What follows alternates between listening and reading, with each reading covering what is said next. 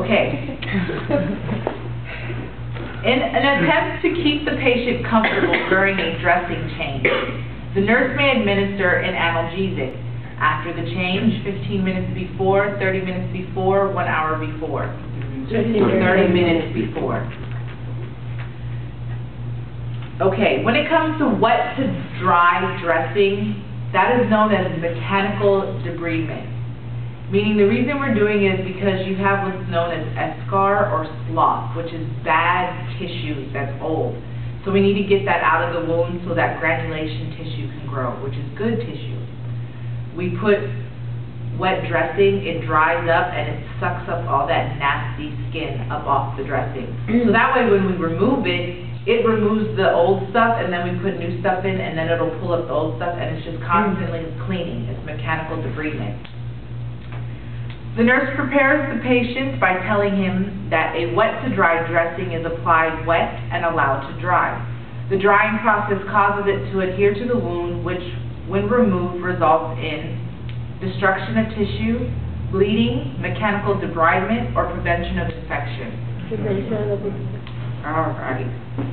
If a patient has a rapid pulse, decreased blood pressure, decreased urinary output, and the dressing is dry, what do you think is happening?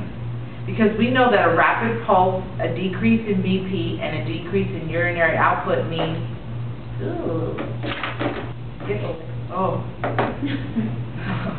I hate flies, you guys. I think they're like the dirtiest thing in the world. Because the moment, someone told me the moment they land on you, they poop on you or something. They do. Okay, sorry. Means that they're going into shock, most likely hypovolemic shock. I just told you that if they go into hypovolemic shock, it could be because there is low. What type of bleeding? What's inside? Internal bleeding, okay?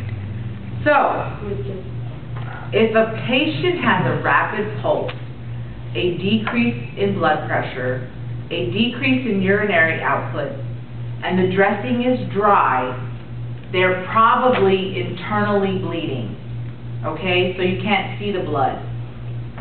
Most of the time it's in the belly area, so if you flick the belly, it's like flicking a table. It's very hard and board-like and rigid, and that means their belly is full of blood. So you better do something fast because they're probably going to die real fast. Okay. During assessment of a post-operative patient, the nurse discovers that the pulse is rapid, the blood pressure is lower, and urinary output has decreased. The dressing is dry. The nurse believes that this indicates pain shock, dehydration, acute infection, internal hemorrhage. Internal hemorrhage.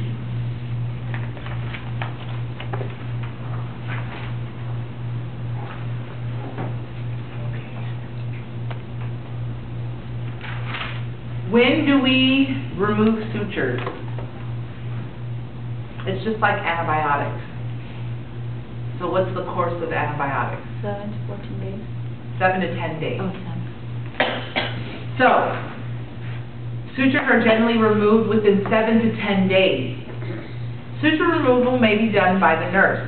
The nurse explains that the usual length of time before suture removal is done is 3 to 4 days, 3 to 6 days, 7 to 9 days, or 7 to 10 days. 7 to 10 days. Good job. All right. When it comes to drainage, there is a critical amount within the first 24 hours you're not allowed to lose over. If you lose over 300 ml, that means you're bleeding too much and you're probably going to go into shock. But that's within the first 24 hours. The nurse carefully measures drainage during the first 24 hours post-surgery. The nurse is aware that it is considered abnormal if the drainage exceeds 50 ml, 200 ml, 100 ml, or 300 ml. 300. All right. There are different types of drainage systems. There's called the open and closed. Well, guess what? The only one I'm gonna teach you is the open, because there's only one open. And that's Mr. Penrose.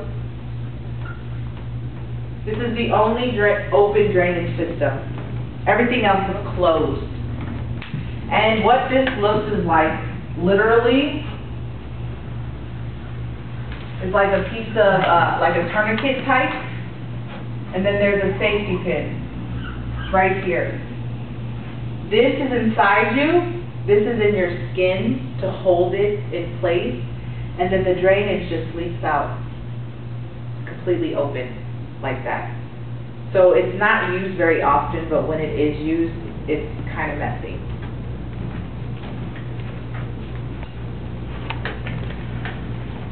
The nurse clarifies that the Jackson-Pratt drainage removal system is classified as a sterile drainage system, closed drainage system, open drainage system, self-measuring drainage system. Jackson-Pratt. Closed drainage system.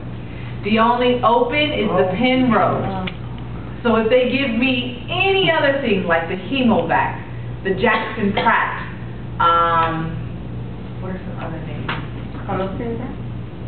Colostomy is the ostomy, so it's a surgical opening.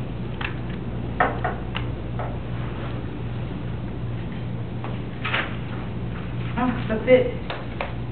And that's surgical wounds for you guys. It's not going to be a very big test. Is that the better of the Jackson-Pratt? Is that better than the Jackson-Pratt? Yeah. No. No, I mean Jackson-Pratt is the, like Mr. Oh, Mr. Jackson-Pratt did invent the Jackson-Pratt. The Jackson-Pratt looks like a little grenade, like that, and it usually will have 2 tubes, one coming from the wound, and then it could be like depending on how many or how deep the wound is, and then it like sucks the blood in. So once the blood gets here, you clamp these, and then there's a little hole here, and you empty the drainage, and you have to measure what type of... Those little see-through things, right? Yeah, You that look like squeeze footballs. them, yeah, you squeeze them, Yeah, and slowly it opens, well, because the blood. because of the blood, exactly, that's what it is. I've seen those. Yeah. Usually I have on my younger side. Yeah, it's usually like when they have gallbladder surgery, appendicitis, stuff like that.